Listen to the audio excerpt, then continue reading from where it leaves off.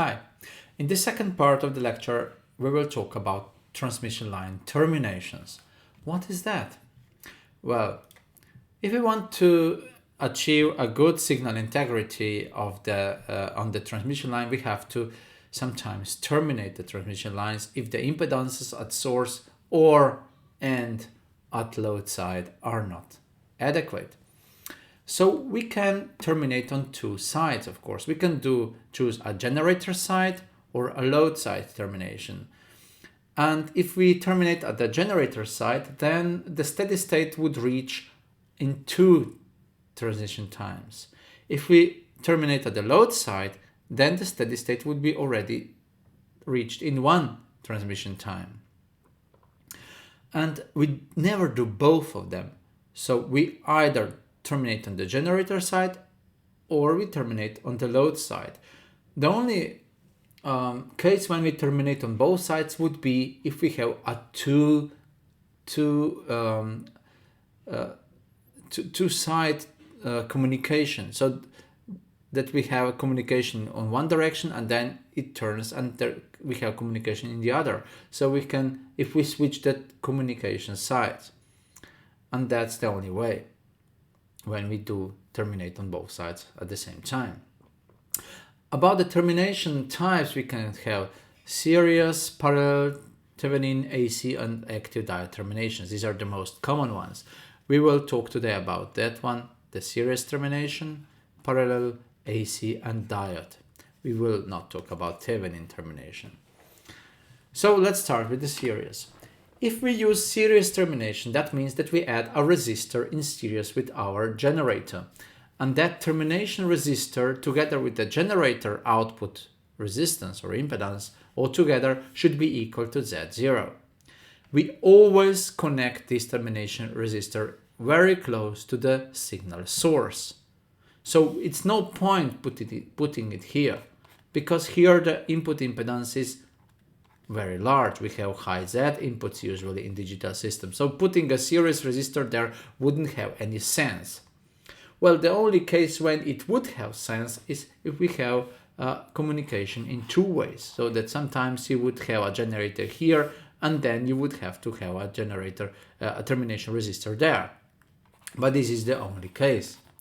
So we always put at the source. And such a termination is very, very easy to use. It has no DC power losses, no current is flowing to the ground because of it extra, and it's just one single resistor. But it has a little bit of a problem from time to time. The thing is, for example, if we have a generator resistance that we don't know, or if the generator resistance is changing. Let's say for logic 1 it is one value, for logic 0 it's another.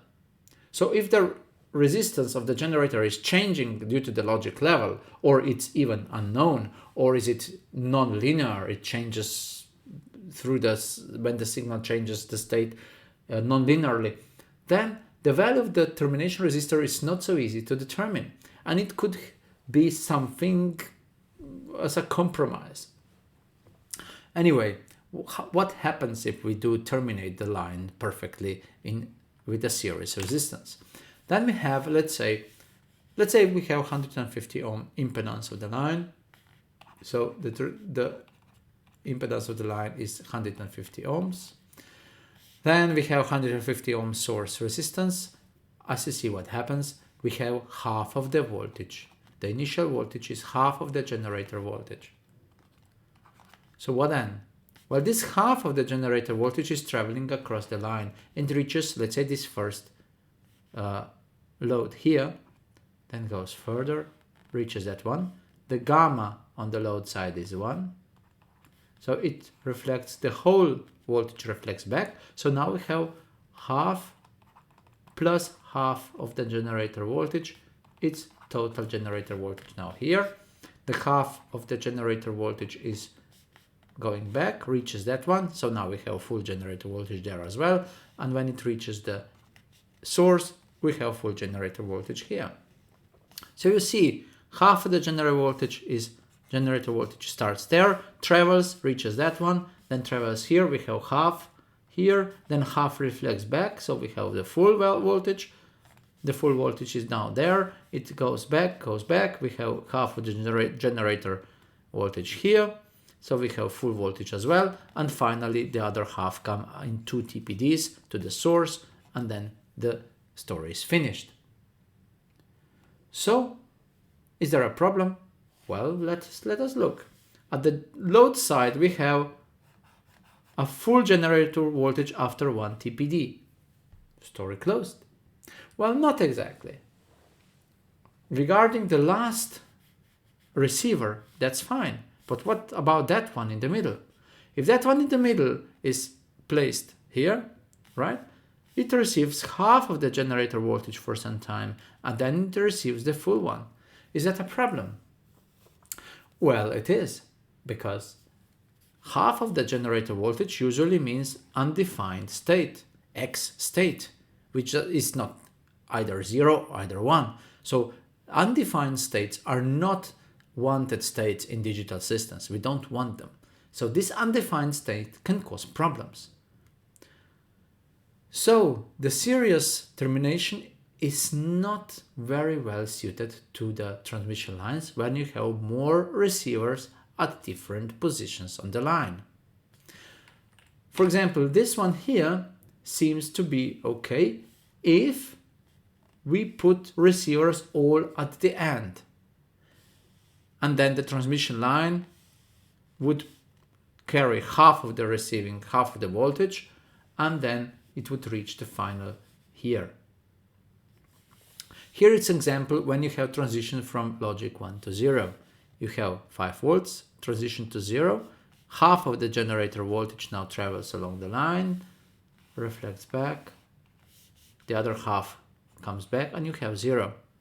And here you have 5 volts, then half of the negative wave comes to here, you have half of the voltage here, the final is similar, after 1 TPD you have half, the other half is reflected back with the same reflection coefficient, so we have 0. So again you have half of the voltage.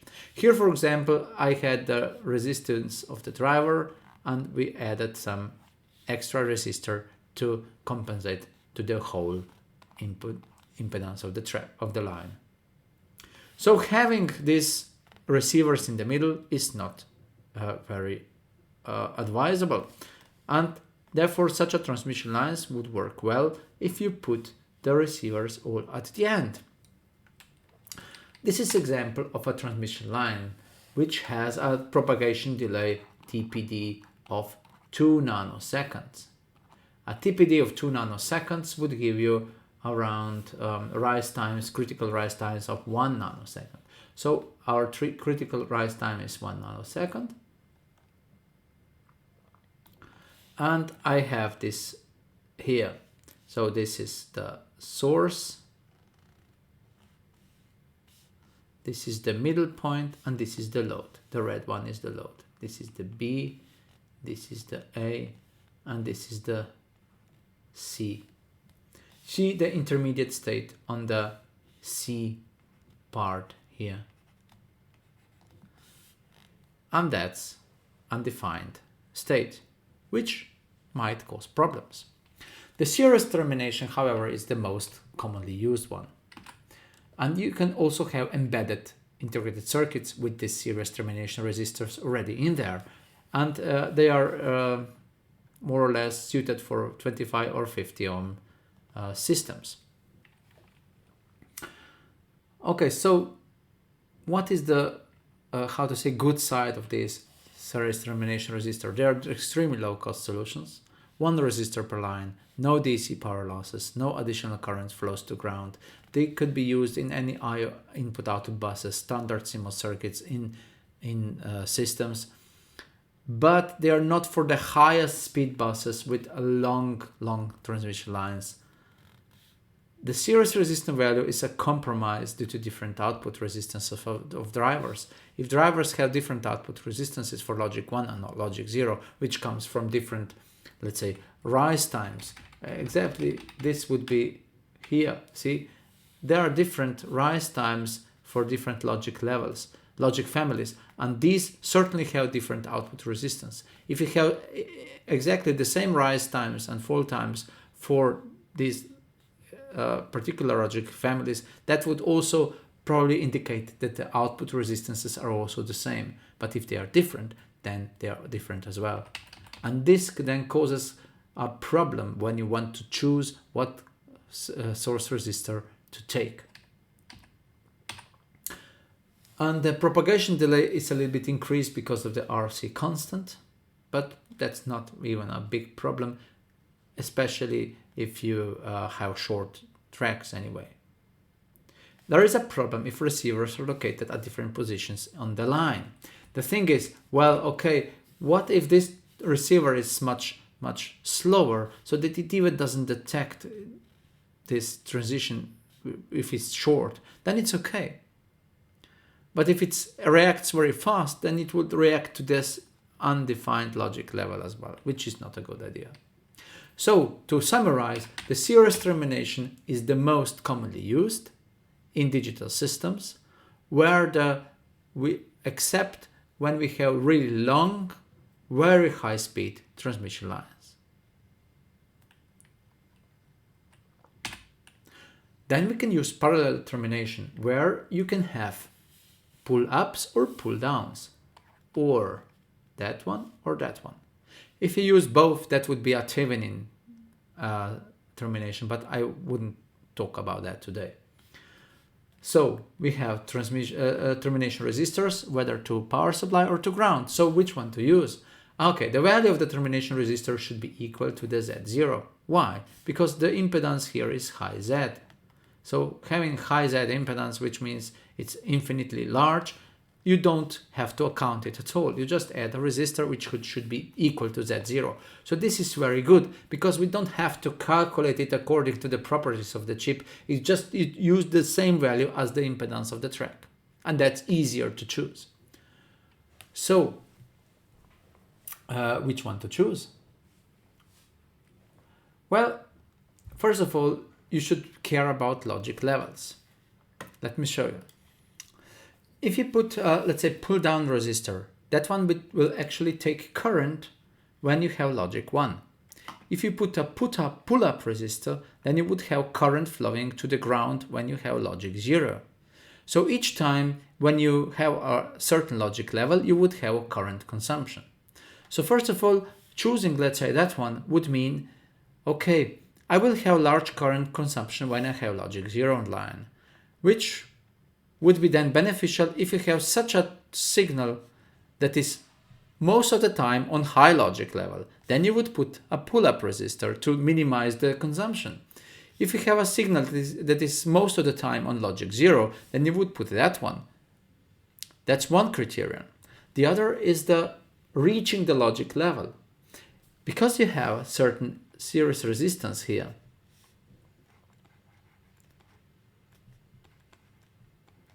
then you always have some sort of voltage divider. Let's say if you put logic 1, then you have a divider between the generator source resistance and the termination resistors towards ground. And this divider should allow still logic 1 to be present here. So that means that the RG should be much less than the termination resistor. What else? Well, for logic 0, the same. Now you have this RT up there and you have logic 0 here. Again, RG should be much less than the termination resistor. But the termination resistor is determined by the impedance. So we know how much. And therefore, finally, the generator source resistance should be much less than the Z0. In that cases, we can use parallel termination. Otherwise, we can't. We can't use it because we will never reach logic levels. So, if we use a pull-down resistor, as I told you before, in 50 ohm line, and my series resistance of generator is 5 ohms, we have 1/10 of the signal loss. So the logic level reaching 1 is 4.5 volts instead of 5, if the logic level is 5 volts, if the power supply voltage is 5 volts. there is no problem reaching logic 0 because we have resistor towards ground. And the same holds for the pull-up resistor when you have the 50 ohm up there to the VCC, and you need very good strong resistor, strong power source to connect this line to ground, and you will never reach logic 0 because, 0 voltage because you have a voltage divider. So which one to choose depends on these two things. You have to ask yourself, what is the source resistance of your source? And if the resistance is different for logic 1 and logic 0, then you have to choose the one which will give you less damage to the logic levels. For example, usually in these digital systems here, let's say, for example, we have N-channel and P-channel transistors, and the resistance of the N-channel is usually lower than the resistance of the P-channel transistors. So therefore, reaching logic 0 is easier for the outputs than reaching logic 1. Therefore, they rather use pull-up resistors for termination because it is easier to reach logic levels.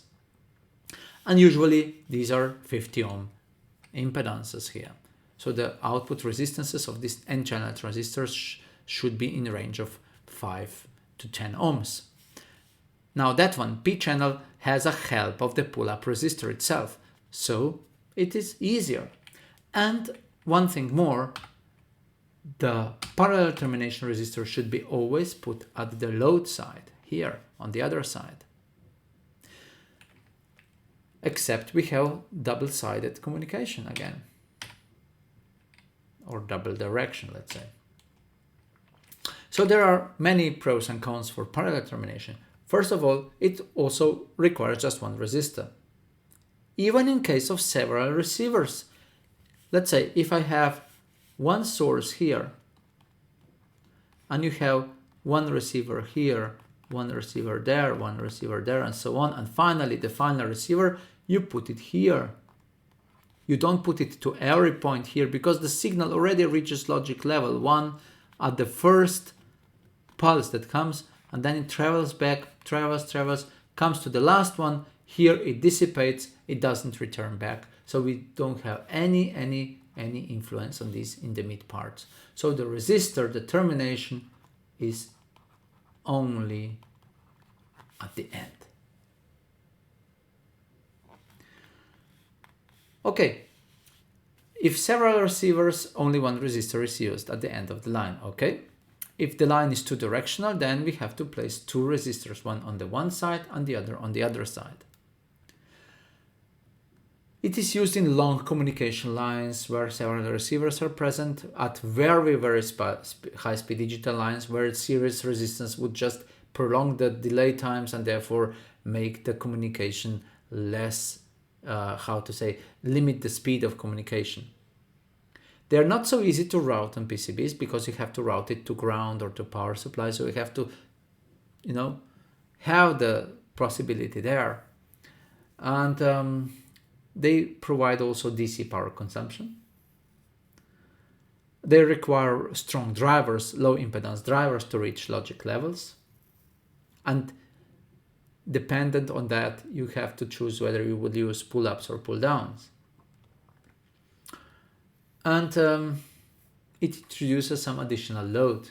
So when you have, let's say, pull-downs resistor, then your rise times would be a little bit slower because of the generator trying to, fill the line, and also has to provide the current for the resistor, and so on. So there are some cons, but usually I would say parallel termination is used where series termination doesn't have effect anymore. So the highest speed lines, very long lines, and those lines which have several receivers at different positions. The parallel termination is a problem when you have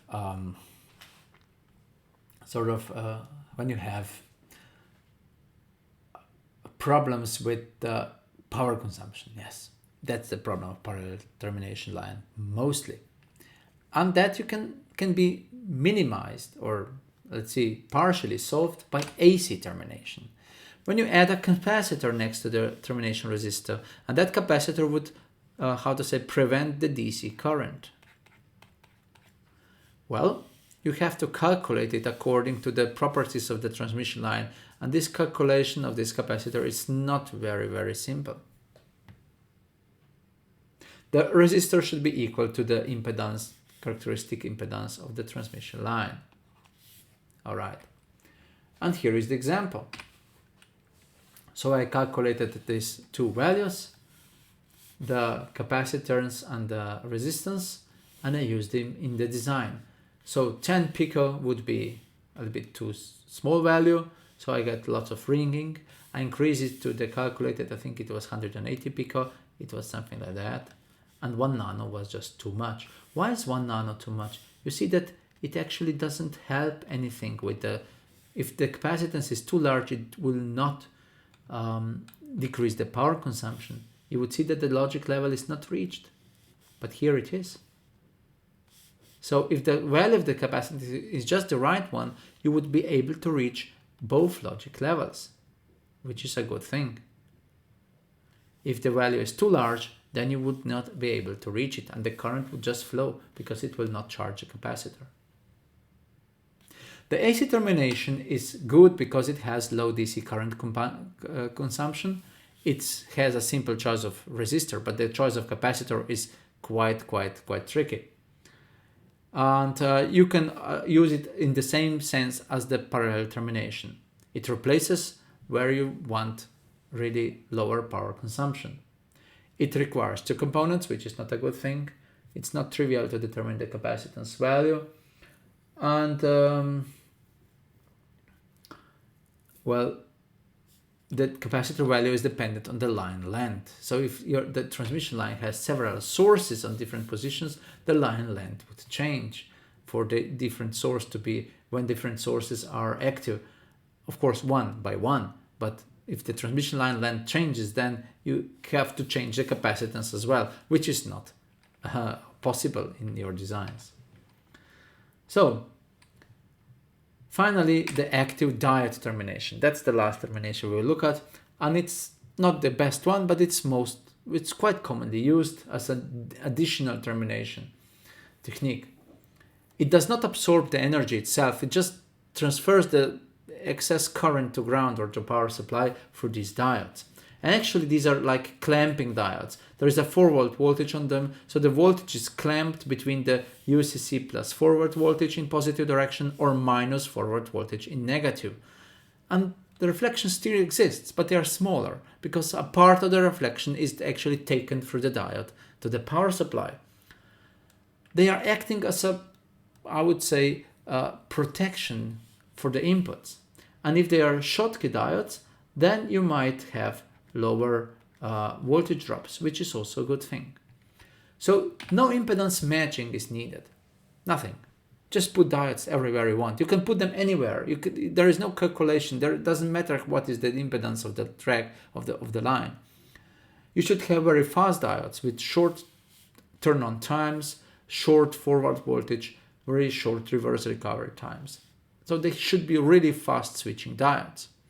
And they are usually used in system buses and voltage protection systems, but they also act as a termination, partially termination elements. And this is an example how the such termination looks like. If we have normal diodes without any special whatsoever properties, we actually see we have some reflections still here, but they are, let's say, less amplitude. The voltage on the load side here is the blue one here. You see that you have some reflections still here, but they are not that large. So the logic level is 5, but it reaches 5 plus the forward voltage of the diode. And yeah, as I said, it's quite useful because you can use them in any cases without knowing the transmission line impedance. They don't have any DC power consumption. They could be placed anywhere, not at the end. You can place them anywhere on the transition line, on the on the transmission line, yeah. And they do not, if you choose them properly to have very low capacitance, then they would not load the line. The problem is that the capacitance of these protection diodes can load the line so much that it doesn't work anymore. So you have to choose such a diodes that have low capacitance enough that they do not affect the signal too much. Because with the large capacitance, they would slow down the rise times, and therefore they would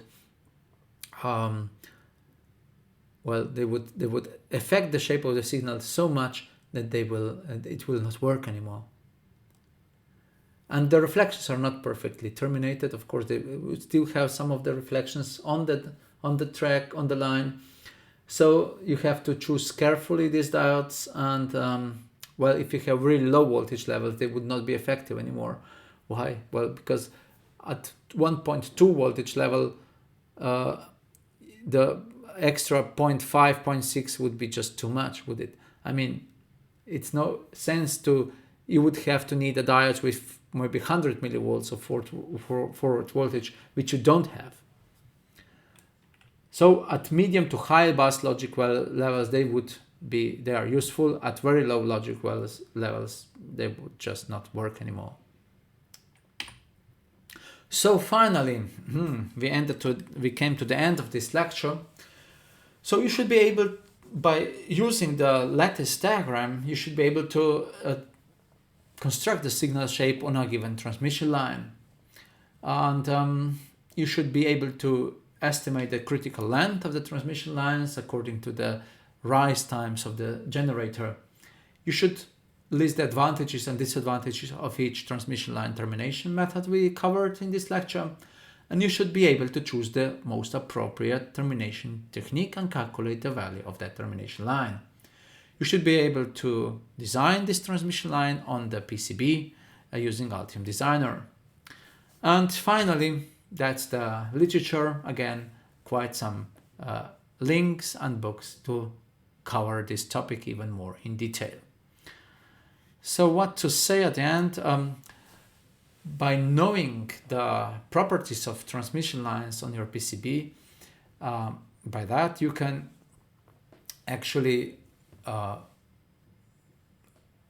you can make your design such that it will not have problems with the reflected signals. What is the actual problem that can happen? The reflection on the transmission lines can cause radiation of electromagnetic noise. That's one thing. They can cause also conductive transfer of this noise into the chip through its own protection diodes, for example. If you have overshooting, the ringing on the transmission line, the current would run through these protection diodes within the chips, and they would then run into the power supply. And the digital signals themselves would have deteriorated performance. The shape would change. And of course, first of all, you should make sure that your shape of the signal is not changed so much that it would not work anymore. And the second, if you still keep the shape of the signal within the defined limits, you still have to maintain the high frequency part of this signal on transmission line as low as possible. And the problem is that if you have too much ringing on transmission line, then this would then radiate some noise at a frequency which you don't know. Because usually you know what are the frequencies in your circuit. You know that what are the clocks that are running different parts. But then you expect the noise to be at these different frequencies and its higher harmonics. But sometimes you find some noise which is not belonging to any of these frequencies, even their higher harmonics. And this might be the frequency which is determined by the propagation delay on transmission line. And this is something you cannot control well.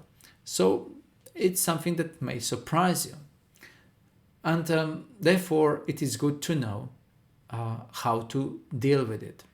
And first of all, you should check what are the impedances of transmission line required for different digital input-output interfaces. You should check that. And then you should choose the stack so that you are able to construct such transmission lines to have these impedances which are required, which means that usually you have to go at least to 4 layer, if not more. And then at the end, you should terminate them properly. And again, you have options of serial or parallel terminations with resistors, or maybe some other if required. But all that, you should be aware that behind all that, you have still a transmission line that carries electromagnetic wave, which then can reflect back and can cause problems, and therefore proper termination is of course very, very, very, very desired. Of course, this is only when your transmission line is critically long. Not all connections on PCB are the same, and as you know, only those who are really critical should be taken care of properly, if by any means, and all the rest, of course, with some compromises. But you should be aware and you should know where these compromises should be taken and where not. So that's it.